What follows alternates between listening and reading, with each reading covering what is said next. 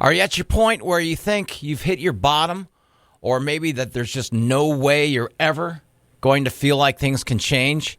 I was like that. I really was. And I want you to know, my name is Bromo, by the way. I want you to know that there is a way out. Please join us for my podcasts. All right, will you look at that? Today is Super Bowl Sunday.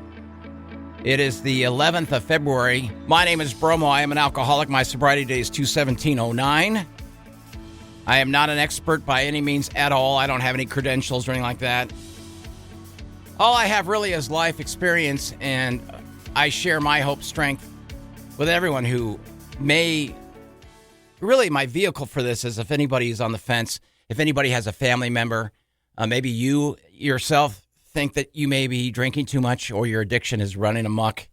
Anybody who wants to listen to this can say, hey, you know, maybe there is a way out. This is why I do it. And like I said before, many times before, I've told my story. I finally got through my story. And my strength now is my guests. And this one that I have on today is real special to me. Her name, you want to tell everybody your name there, young lady?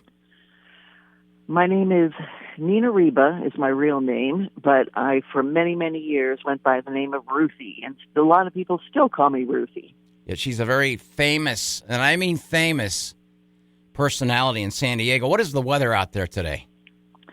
It's sunny and in the 60s and finally stopped raining. Oh, my God. We're so spoiled, you know. Yeah, we heard all the rain out there, and we heard how bad it got. Wasn't there a state emergency called and all of that? Yeah, it wasn't as bad in San Diego. It was in, like, L.A. and farther north. So we just got the brunt of it. But still, it rained, like, every day for a week. Yeah, and I'll tell you, in San Diego where they have what's called Mission Valley, that can become a serious problem because, as you heard me say, valley, and that's what it is, right? With cars running down away from everybody. Probably millions of years ago, it was, or thousands of years ago, it was a riverbed. Now, for don't many forget people, Mission Beach. Right? Don't forget Mission Beach, where you used to live. Right. Okay, It now always floods down there too. Super Bowl Sunday for many, and for a lot of people, triggers can be anything, but for many, this is a huge trigger. And for me, Super Bowl Sunday today is Jesus Christ. Super sober day. How about that? For anybody who's been sober minutes, weeks, years, we all know what a gift it is. And I want to share another story with you, another gift for those. Yeah, Super Bowl Sunday, of course, Ruthie, is how do you want me to call you, Ruthie or Nina? Just call me Ruthie. Ruthie, Super Bowl Sunday is a dynamic. That's not a word. It's not. It's a gigantic. It's a gigantic trigger for so many people. I'm an alcoholic, and man, Super Bowl Sunday, you want to get started early, Bloody Marys and such, and get drinking, and then the football game. You're not a big football fan, are you? No, I watch football for the show. Right. And especially since we don't even have a football team anymore. I know. So. Don't tell me you watch it for the pageantry of the hour-and-a-half long halftime show with the commercials. God, no. Okay, good. And the commercials. No, I only watch that for the show. And since the show has been over, I don't ever have to know anything about sports. I don't have to know anything the Kardashians ever do again for the rest of my life. I don't have to watch those stupid dating shows. I shut down my cable, and I haven't watched TV in more than I'm coming up on 3 years of not watching TV, just to get a break from my overload of I wasn't going to say social media, but just from pop culture. That's it. From all the pop culture we had to know for, being on the DSC show. And that's why I want to tell everybody, there's a show out there. There was a very famous show. It was called Dave Schilling Chainsaw. They were around for years. This is where I met Ruth. Actually met Ruth before I was a member of the show back in the early 90s. This is where I came across Ruthie. Ruthie, it is about 40 degrees out here with the sun shining. Oh. At least the sun's out. We are on the 12th floor. Elevator still busted here at the radio station in Mandan. You're the only one that laughs at that. Because you have to walk to the 12th floor? See, I knew. Look, many times during my coveted 17 Pulitzer Prize winning award radio show out here. Uh-huh. I would say, hey, you got to come by and pick up your prize here. We're here in Mandan, which is just off of Bismarck. 12th floor. Elevator's still busted. About 99% of the people go, oh, yeah, I know where that is. I'll be by in just a couple minutes. And they don't. No, we're not on the 12th floor. It was just a joke. Oh. It's a joke, which many of my jokes bomb. I met Ruthie early 90s. And during my relationship with Ruth, when I finally became a member of the DSC show, I've said this on many of my podcasts. Ruthie, who is an alcoholic, you don't mind me saying that, correct? No, I am a recovered alcoholic, though, is what I prefer. Well, you're recovering. We're never fully recovered. No. If you look in the big book, okay. It says in the part where Dr. Carl Jung said we have the ability to recover. I'm a recovered alcoholic. That doesn't mean I couldn't not drink again. I mean, I definitely could drink again, but It is so far removed from anything in my life and in my thinking and my mind.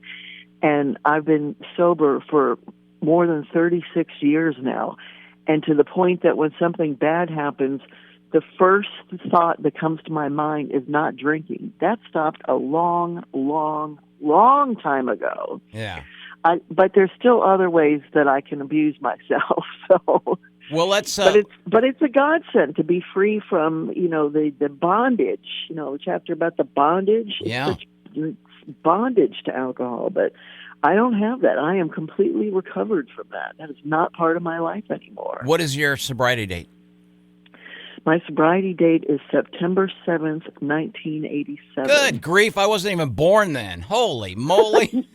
Yes, you were, old man.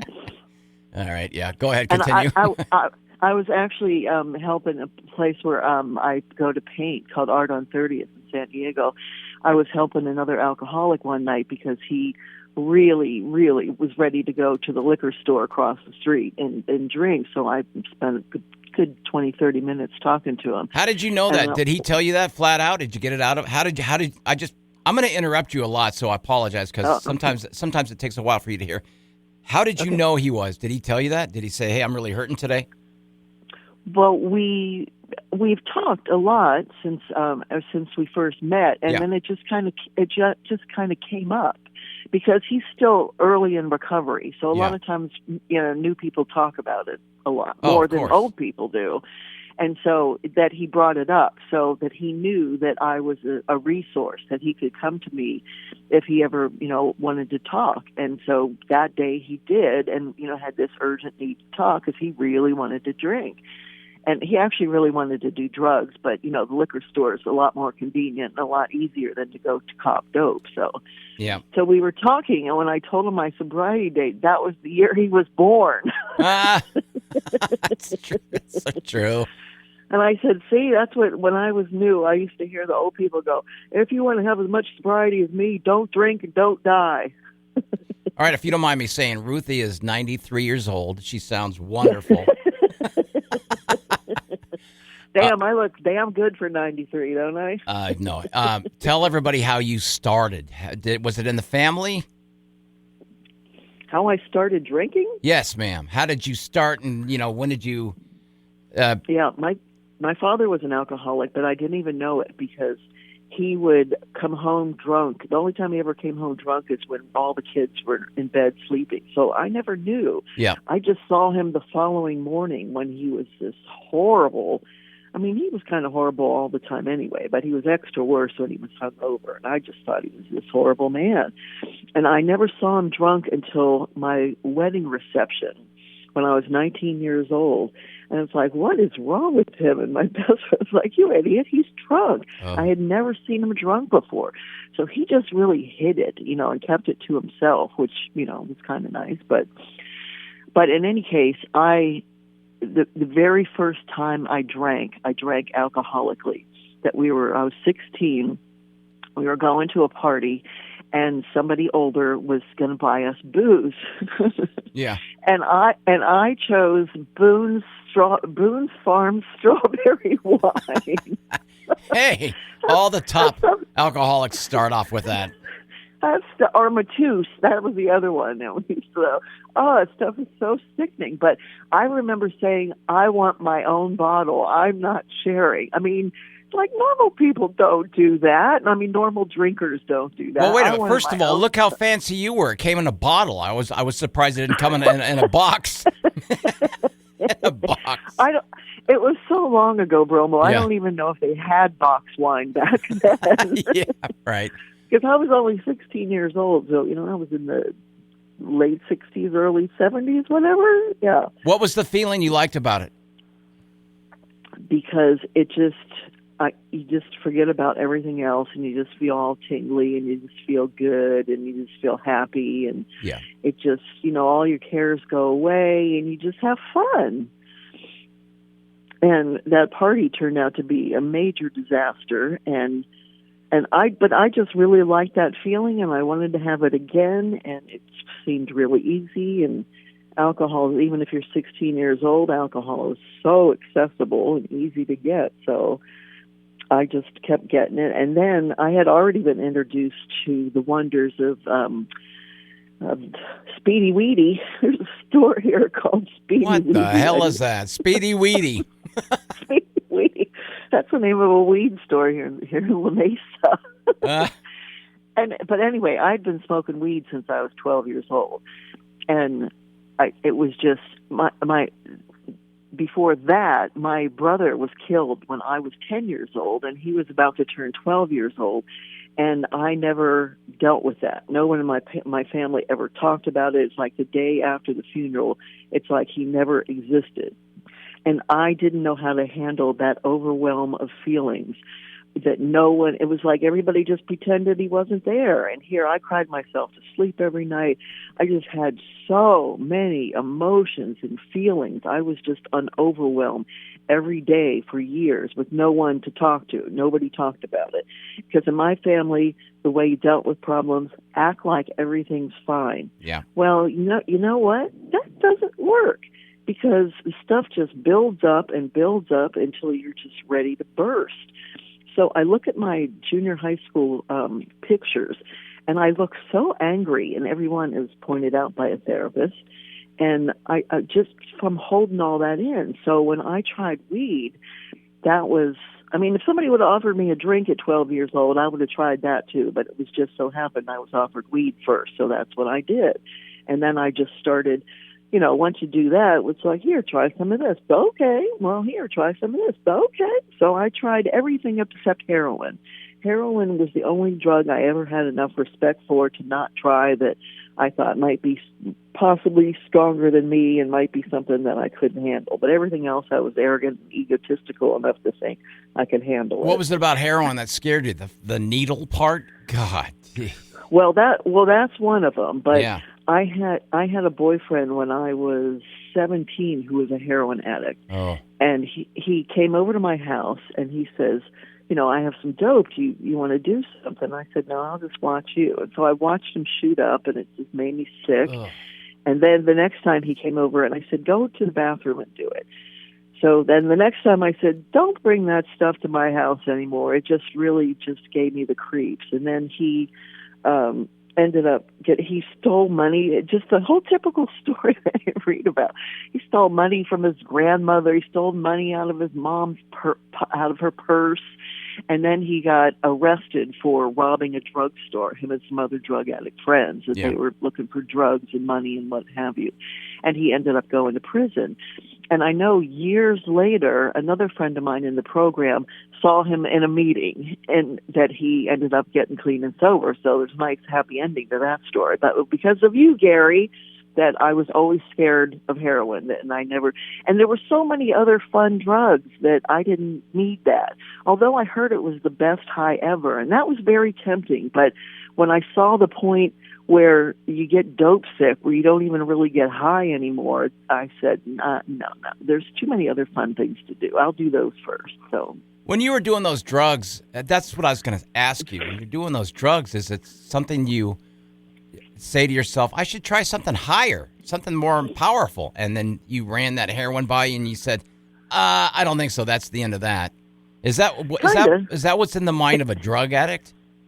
Yeah, kind of like that. Okay. But it wasn't so much that I wanted to go farther and farther. It's just that when you're around, hang out with other drug addicts that do other drugs, they're just so easily accessible. And they're often so willing to share. Here, you want some of this? Here, you want to try this? Yeah, I want to try that. Yeah. So I just was really, and I'm still a very curious person. It's part of my nature to be curious and to try things. But back then, as I was interested in drugs, so I tried lots of different drugs. And weed was definitely my favorite. And I got high every day. I didn't drink every day, but I got high every day. But alcohol was kind of, like a last resort. If I couldn't find any drugs, then I would drink. Plus, it was always a good combination to add, alcohol to a drug to get you higher.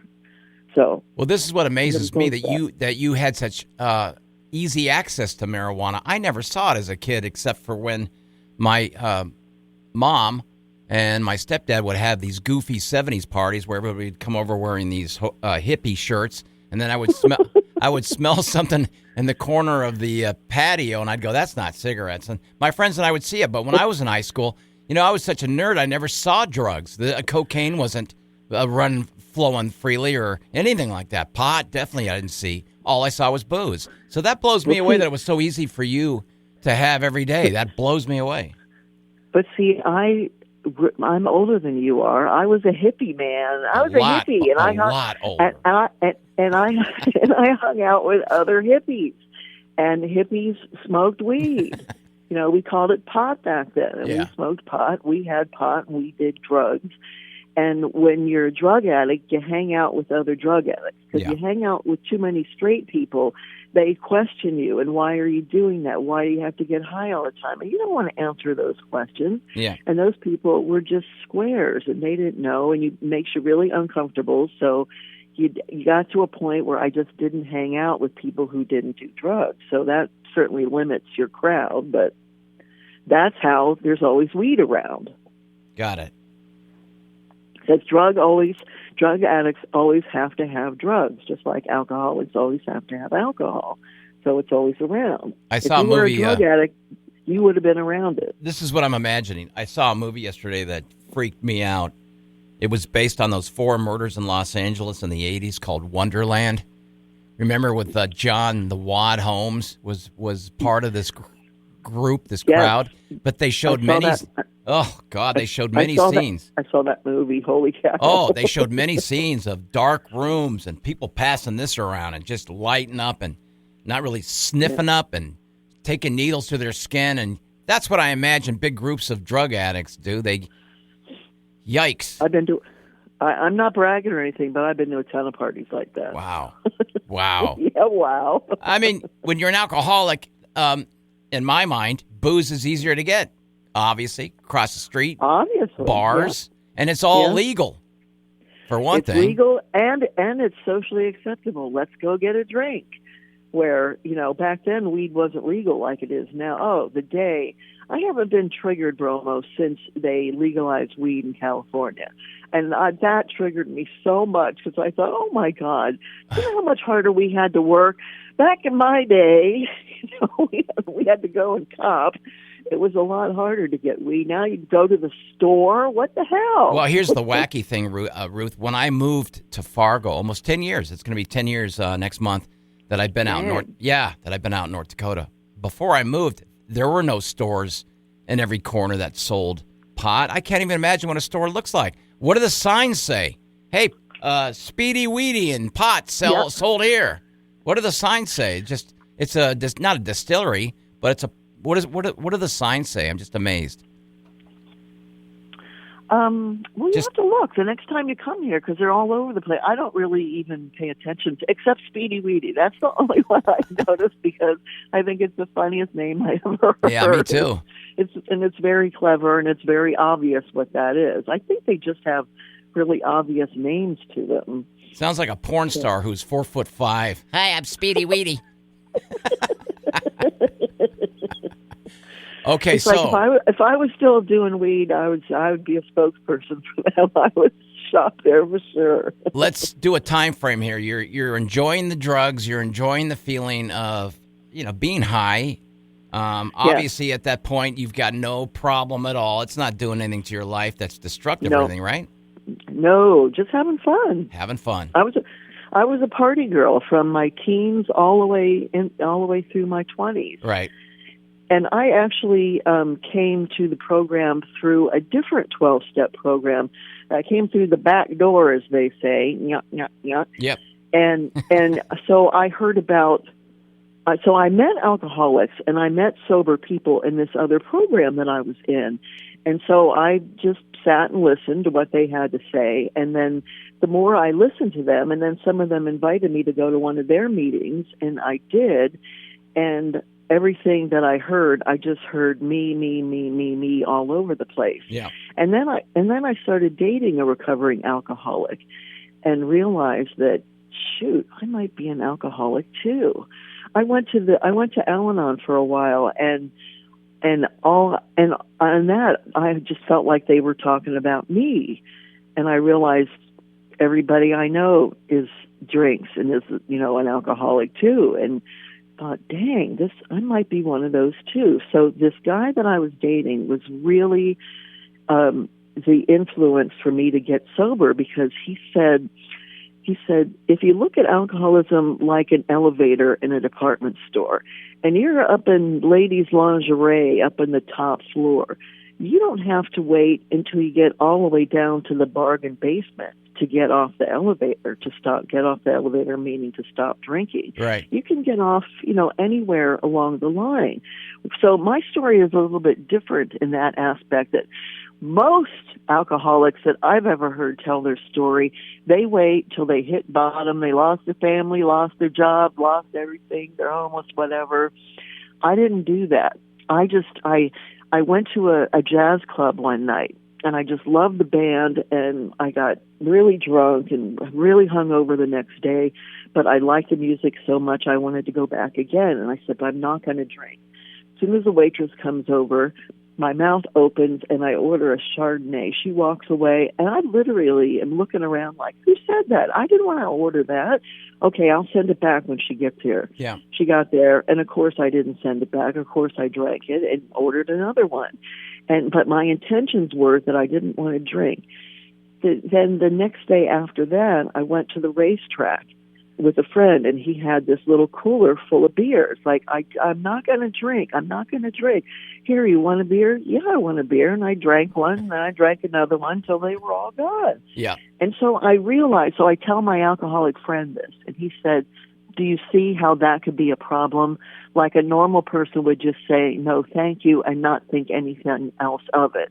An alcoholic would obsess over it and do it anyway and not be able to say no. And I just couldn't say no. So I thought, okay, I'm willing to believe, maybe I do have a problem. When I looked at my past, I was what's categorized as a periodic, where sometimes I would just drink really heavily for months and months and months, and then I would feel so horrible I just wouldn't drink for a while. But I still got high all those times, but I just wouldn't drink. Alcohol is so damaging. God, physically, what it does to you, the way it affects my health, that it just made me feel horrible. So I felt better on drugs than I did on alcohol. So I stopped on a what do they call it? Instead of waiting for the lowest lows, I stopped on a higher level than that. So I didn't have to crash down to the bottom. Let me ask you something real quick. I didn't have to go to rehab, or I didn't choose to go to rehab. I just went to meetings every day. And did the let me ask you something real quick, Ruth. Hey, yeah. Let me ask you something real quick. We'll get back to what you just said a second ago. Well, what you said about a minute or two ago, when you were questioning yourself and you were listening to people talk. To people out there that are listening to this podcast, and by the way, I appreciate you for listening to all 50 of my past podcasts. I really appreciate that. She hasn't heard of any of mine. There is a test that you can give yourself on Google, and it's a very easy one. There's probably a million of them. But if you want to find out if you have any of these warning signs, any of these signs that you could drink, that you might be, you might drink too much. Do you believe in the? I think they're very accurate. I remember. I can't even think of one question right now, but I remember. I'll give you a couple examples. Do you drink in the morning? Good. Do you drink in the morning? Do you drink by yourself? Does it affect your workplace? Does it? Have you lost friends or anything like that? Those are sample questions. There's about 12 hardcore ones that if you find yourself, they say if you find yourself answering yes to like 4 or 5 of them, you should investigate whether you probably are on the road to becoming one. Do you believe in that? Because I know you do. Absolutely. I absolutely do. Okay, good. And see, I didn't drink in the morning after drinking because of the hangover. But I smoked weed. Yeah, you smoked. Well, you got high. Okay. So I got high. So that still counts because like a lot of us, we have, we do both, want drugs and alcohol. They just go together like peanut butter and jelly. Come on. Well, now this is where you left off on the elevator thing. You said you did not do recovery. You did not go to recovery. You didn't go to home. Right. I didn't go to any kind of rehab at all. I just got a sponsor and I went to a meeting. I went to a lot of meetings and I talked to a lot of alcoholics and hung out with a lot of alcoholics. Yeah. And talked about it a lot. And I also went to therapy. I was already going to therapy. I went to therapy like for the first 15 years of my sobriety because my childhood was so messed up. My family of origin issues were, plus my brother dying when I was 10 years old. Yeah, I'm sorry about affected me. It's so extremely affected me in ways that I didn't even know, that I never really got to mourn him and feel my feelings over him. Yeah. It's as soon as I started doing drugs, when I was 12 years old, smoking weed, I immediately stopped feeling reality. Yeah. I mean, and that's why I loved it so much, because I didn't like the way I felt and I didn't know how to feel better any other way. Yeah. So I didn't need to. And so I had to the worst thing for me about sobriety was every day I just felt like this big walking open sore of feelings of overwhelm because of not feeling anything for so long. I just would numb myself. So to all of a sudden have to feel everything. This one therapist gave me this list of, like 6, 8, 10 columns on a piece of paper of nothing but feeling words. And I carried that thing around for my first year because I was so detached from what my feelings were. I didn't know how to identify them. So every time I'd have all these feelings, I'd look at that menu and go, oh, I think it's this. Oh, I think I feel that. Oh, this one too. And so it was kind of exciting, this process of discovery. And I learned that my feelings aren't going to kill me. I learned that my feelings are going to pass, and all I have to do is just feel it until it's done. And, like when I would, like all the times that I got 3 whole times I got let go from radio. Yeah. Actually, that was only from the DSC show. I got let go 3 times. I got fired at let go. I never got fired for anything I ever did wrong, but I still lost my job many times.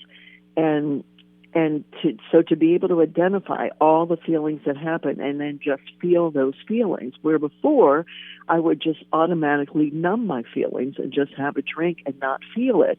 And it took me a long time in sobriety to not hate my feelings and get used to doing that. It was really a long, difficult process, which is why I'm sure many people relapse, because it's not easy to feel all that. It's a lot easier just to pick up and just drink and not feel anything. But that's part of the hard work. That's really freaking worth it if you put into it. But it is hard work. And I worked hard for all these years so that I know how to deal with problems now. But I also have what's called a dual diagnosis with my mental health issues, because I get depression. A lot of people get situational depression, like when you lose your job or when somebody dies. That's a situational that anybody can feel depressed over. But I got the kind that nothing happened. I was 3 years sober, and it was, all I felt was homicide or suicide. And I thought, okay, this is not normal. What is wrong with me? And I found one of those checklists, and it said if you check off yes more than 3 of these, you have depression. Yeah. And I checked like all 10 of them. So Yeah. I went to the doctors, and I got on my very first antidepressant in 1993. Right. And I've been taking them off and on ever since then. And it's like a lot of times in the winter it comes back. And it came back again back in the fall. And I'm just now dealing with it again after all these years of diligence and watching myself to realize, oh, crap, my depression is back again, because I know the signs to watch for. Like one of them is I take things personally. Sure. You know, like being on the DSC show, we made fun of everyone and everything, especially each other. Yep, I do. And one day I would take things personally and went, uh-oh, that's a sign that my depression is coming back, so that I could, monitor it from there and then act accordingly. So is that a learning process where you have to tweak the medicine you're taking? Like maybe you lighten up on this or you take more of that? I mean... Yes. Yeah. Yes. Okay. It is. But the first thing you do is call the doctor and make a doctor's appointment, because you're not supposed to self-diagnose, which I did many times, because I always immediately doubled it. And that's what I did this time, too. And I called them and I told them, because they can't fit me in until later in the month. But that's the first thing they do, is they double your medication. But by 3 weeks from now, that's not acceptable. So I just immediately doubled even though I promised my last psychiatrist that I would never do that again, because the doctor's supposed to tell me to do it. But they're going to tell me anyway, damn it. Right. I want to bring up something, and we'll get back to other things. But I want to, I hate when people keep doing that, but I want to interject when I first became around Ruth, who scared the hell out of me, by the way. And everybody can relate to this, and I'll tell you why. Because I knew deep down that my drinking was becoming out of control every day. And she scared the hell out of me because I knew that she was recovering herself. She's an alcoholic. She would talk about it from time to time on the air, especially on the day of her birthday, her sobriety birthday. And she scared the hell out of me because she once said to me, dude, you're an alcoholic. And I would say, F you. And you'd say, dude, I can totally tell. And I'm like, look, you're the one that's got to go to those meetings. I'm here. I'm performing. I'm the stooge. I'm running around with a thong backwards. I remember one time. I remember one time I had lost a golf bet, and I was handcuffed to Ruth in her tiny little traffic room while she read the traffic for like an hour naked. And I remember I had taken one of those antiperspirant, the roll-on, and I lathered my whole body with it because I could tell the smell of alcohol was just pouring out through my pores. Oh, it was so bad. Holy cow. And she'd say to me, dude, have you ever been to a meeting or have you tried? And I'm like, F you, because I was living the life, man. Like you said, I was having fun. Most of my life was under control until it wasn't. And boy, I'll tell you, when it wasn't, it went downhill quick. Like I was on the verge of losing my car. I wasn't paying bills. I was, my health-wise was bad because when did you ever get the shakes, Ruth? No, because I did more drugs than I did drinking, so I didn't have that. Well, when the shakes came around and I realized they were around for good, they weren't going away. The only time they'd go away was when I'd go home and have my second pure glass of vodka. Yeah, you were hardcore, man. I was hardcore. But I will never forget the day you brought in this picture that your roommate took of you, that you were passed out on your front lawn, that you couldn't even make it into the house. Your wallet is laying next to you, and your skin looked kind of purplish. Were you in your underwear or something? Somehow I remember seeing... First of all, we had no lawn. Second of all, I had pants on, but I had peed my pants. Oh, God. Third, my face, like you said, was horrendous. It was bloated, red, passed out with my keys in my hand that I tried to get into the key. Right. My roommate had taken that picture which Yeah. made the circuit. And you saw that, and you coined me. You go, that's the face of an alcoholic. And once again, I'm like, I am not. Until But wait, do you know what you said? You said, maybe I need to cut back a little. Oh, probably. Probably. Tell me what you said. Probably. You're passed out on your front lawn. You look like you're dead. Maybe I should cut back a little. Here's the part where I avoided Ruth like you wouldn't believe, is when I had finally told everybody, a few key people, that, yeah, it's time for me to go in and get help. And I did. I went to that API, whatever place in La Mesa. I forget what it was called. That's where I did my outpatient. That's where I went and got detox. And I remember when I started going to outpatient and I started pretending like I was staying sober. I lasted maybe 5 days, and then I figured out you mean lying. You started lying about sober. Oh yeah, because I figured out that if I go to outpatient Monday, Wednesday, Friday, and maybe they might pee test me on Friday, I just won't drink up until a certain point on Thursday, and I'll be okay. But hey Ruth, you were right. You are right. Sobriety is wonderful, but I'll stay my distance so you won't catch a whiff of any vodka on my breath. But let me tell you something, what we learned yesterday, and I lied to her and the show 3 different occasions.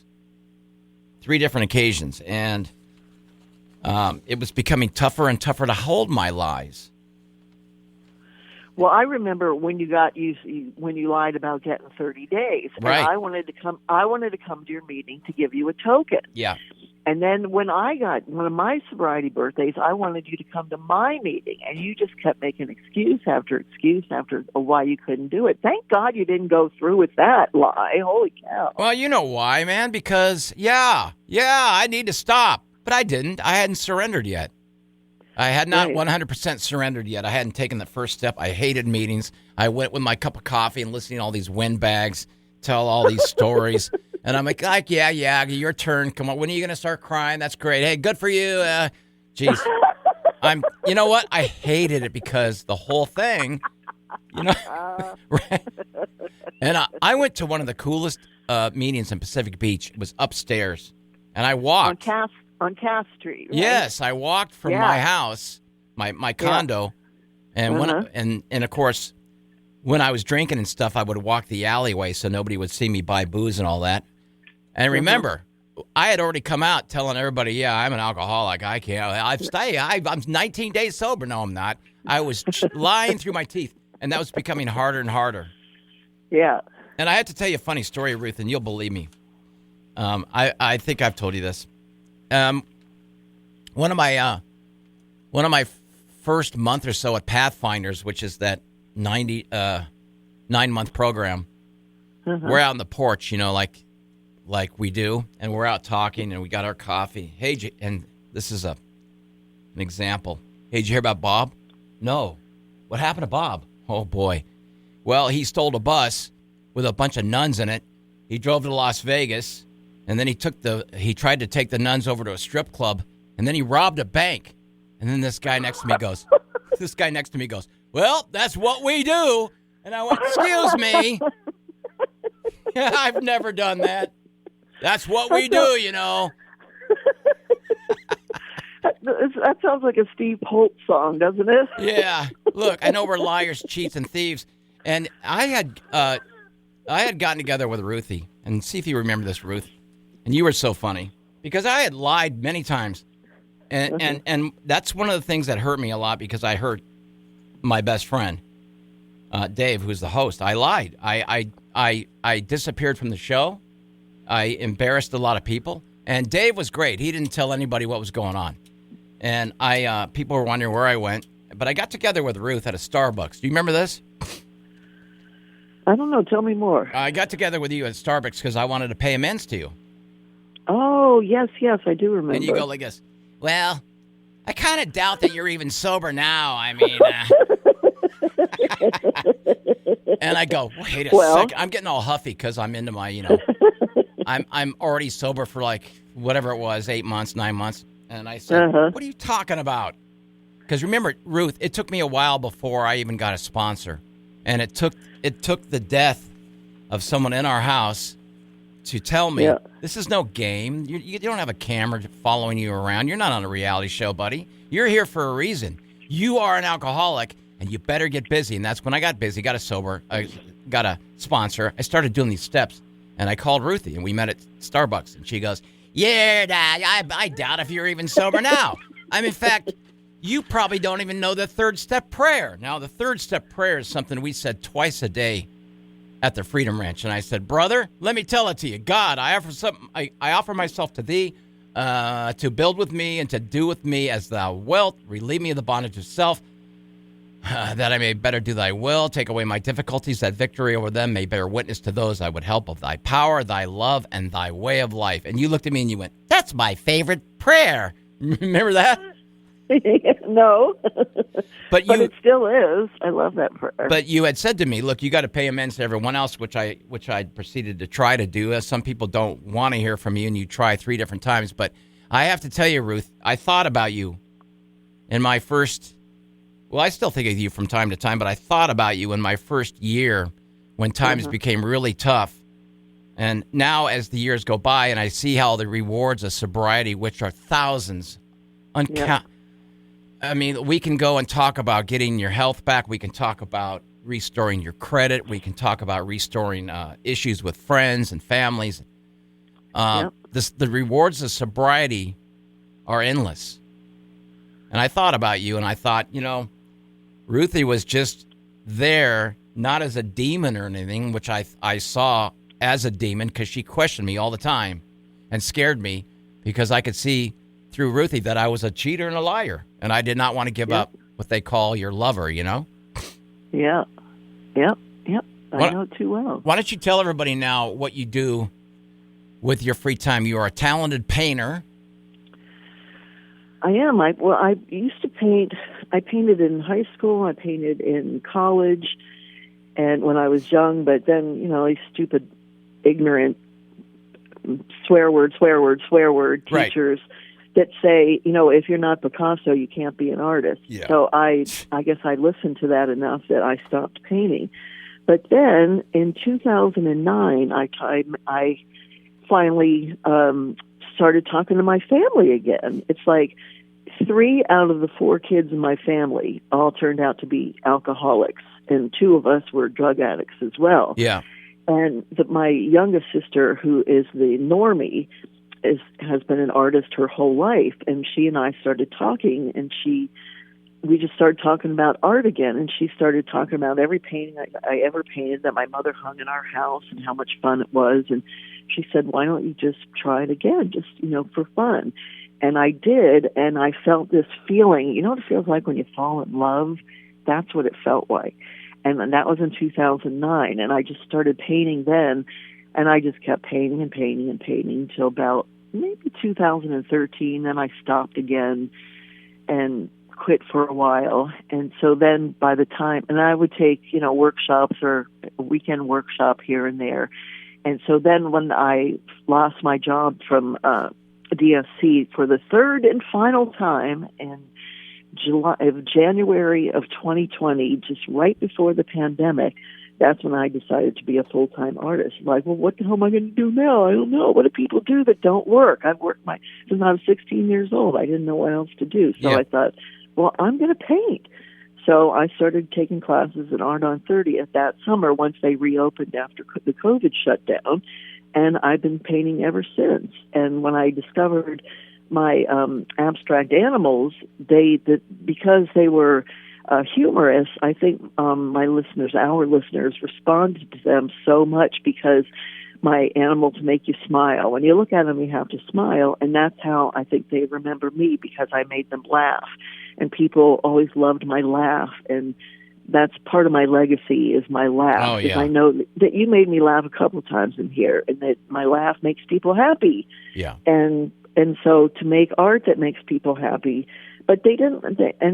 So I painted those animals for a year, and then last March I had a solo show at the Ashton Gallery, and then it's like, okay, I got to paint something else. And I've barely sold a painting since then. but still, you can't paint just because you want to sell it. You I would think competition's got to be fierce too, for one thing. Well, you don't worry about that. You just paint because you love doing it. And so that's what I do. So I've been painting landscapes. I've been painting animals. I did some figure painting.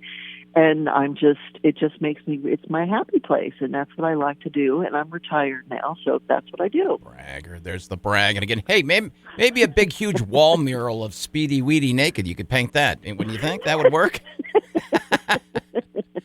I don't know, but they should give me some free dope for all this free advertising, right? Here's another thing that I never could relate to, but boy, do I relate to it now.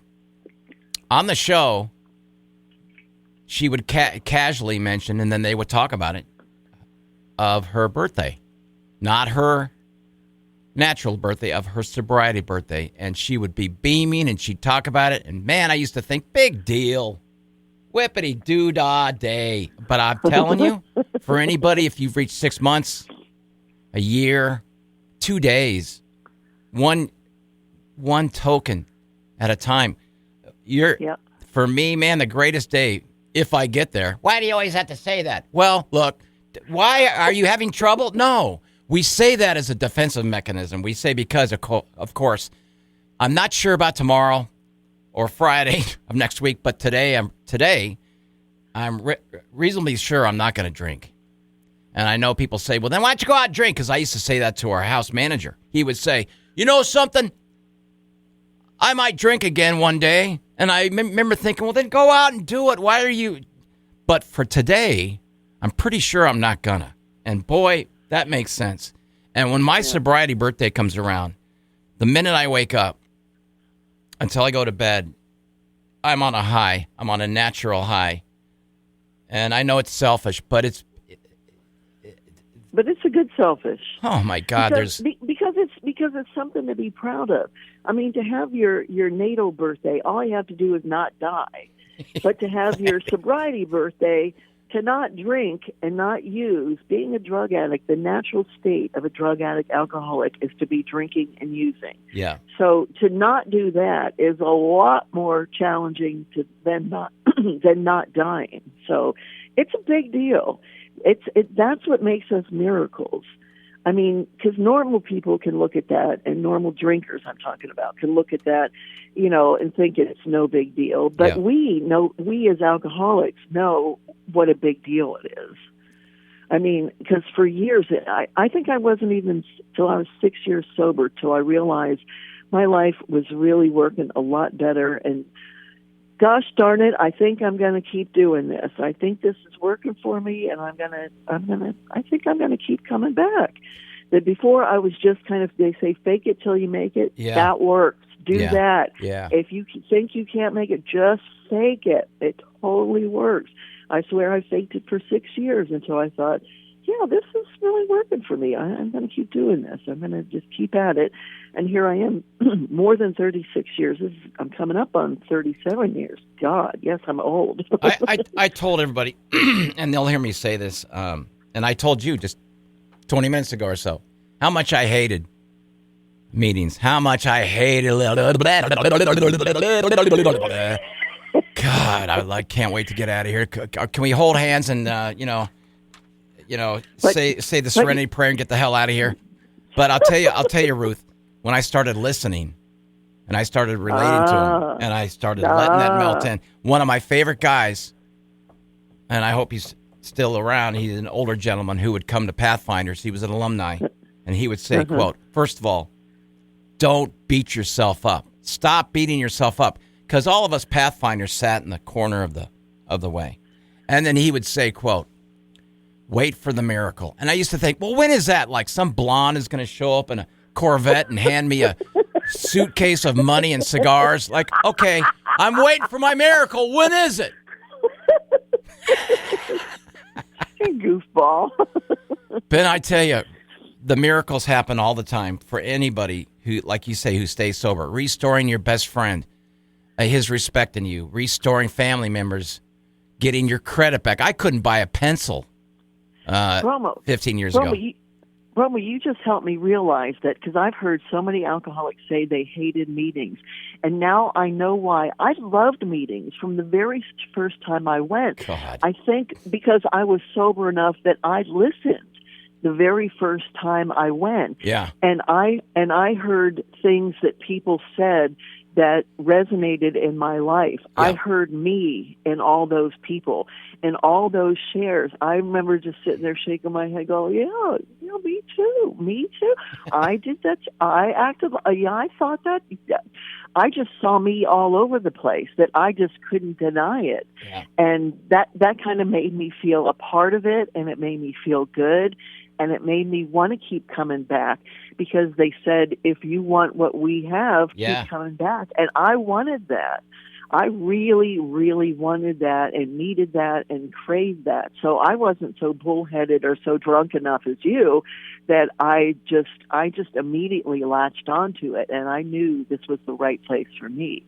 So I went to meetings, and I loved alcoholics, and to this day, there's nobody I love more than a good hardcore drug addict, because I understand them so much and how they think, and it just, I don't know, it just makes me feel good to know that, we're walking the same path together, and how different our life is, especially like speed freaks. I hated speed, and I hated speed freaks. Yeah. But even though I didn't do heroin, I loved heroin addicts for some reason. Yeah. So that I was and still friends with so many recovering speed freaks today is really funny, because I said, I would have never been friends with you back in the day. Right.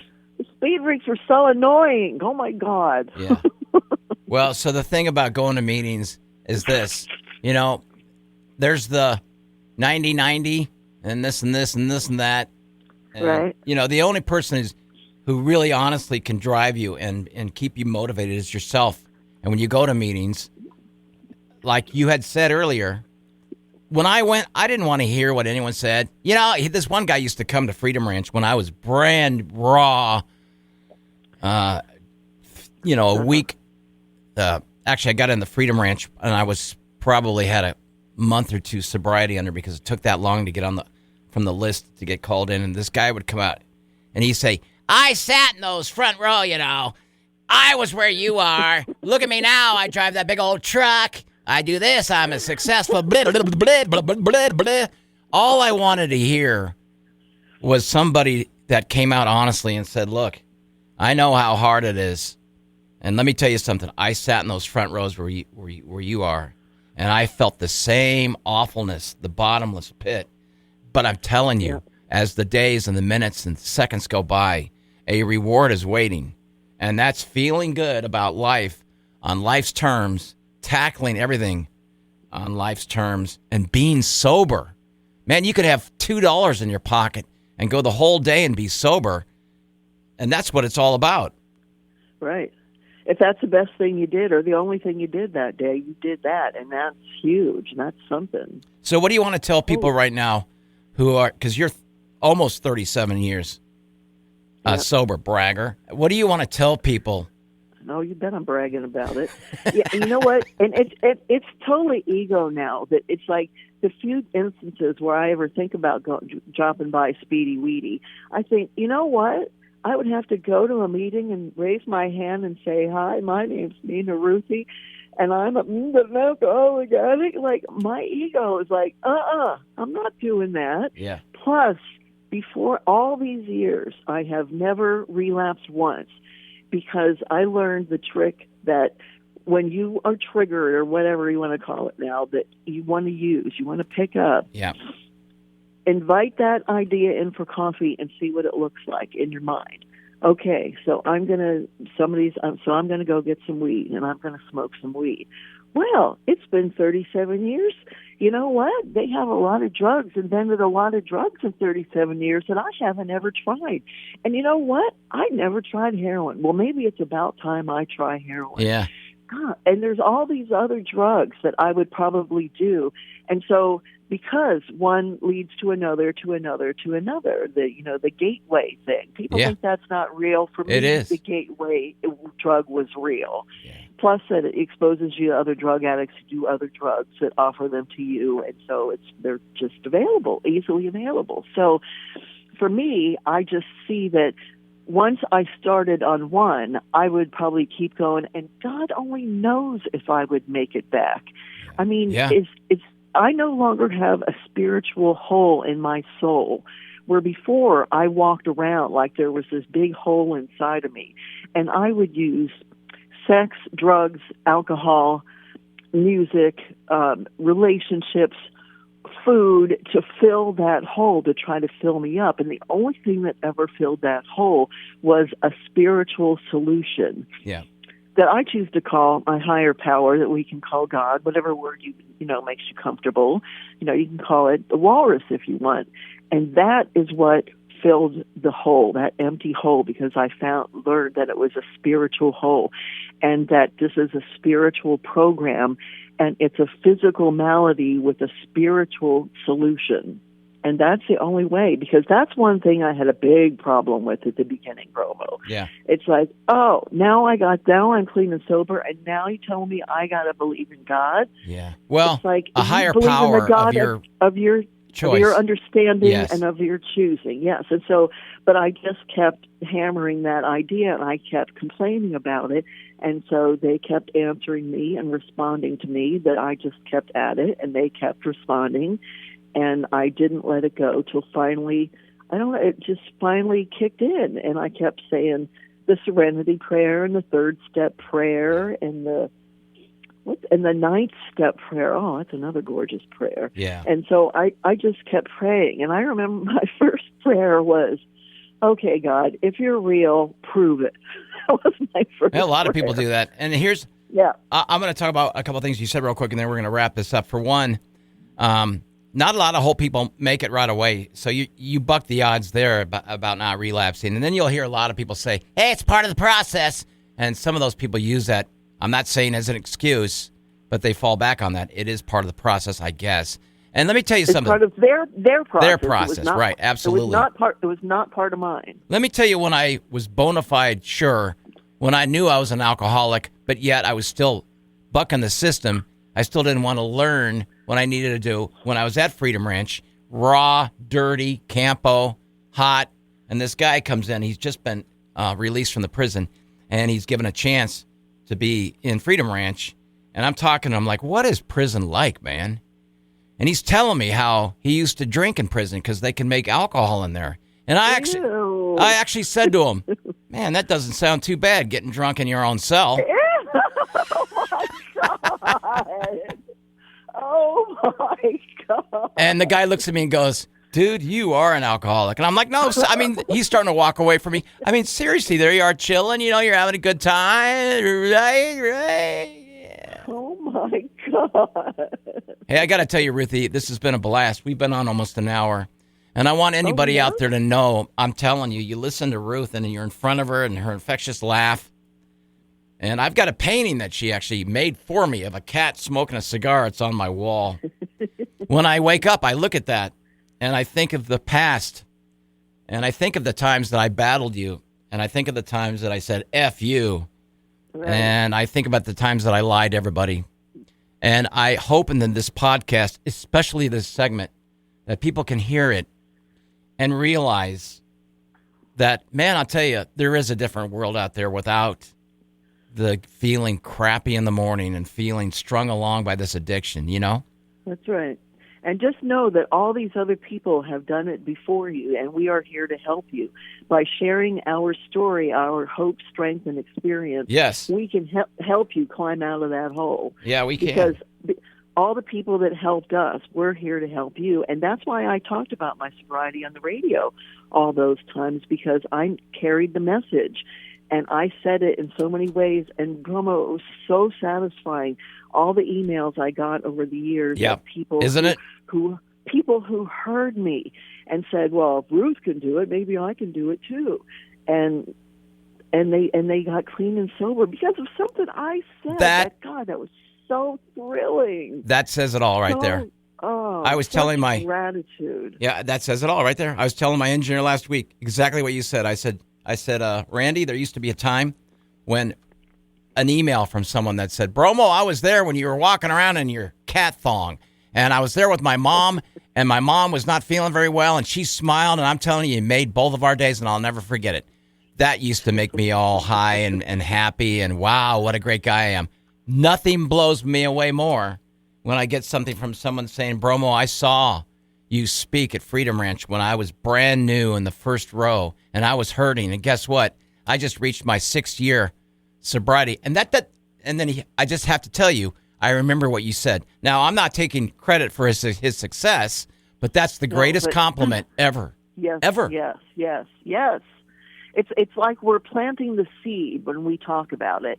So even if you don't get sober today, but hopefully there's something in what we said that you can take and hold on to. Yeah. And that's what I did at meetings too, Bromo. Even when I felt horrible, I would especially go to a meeting on days when I felt horrible and I didn't want to talk to I hated all of you and I didn't want to talk to anybody.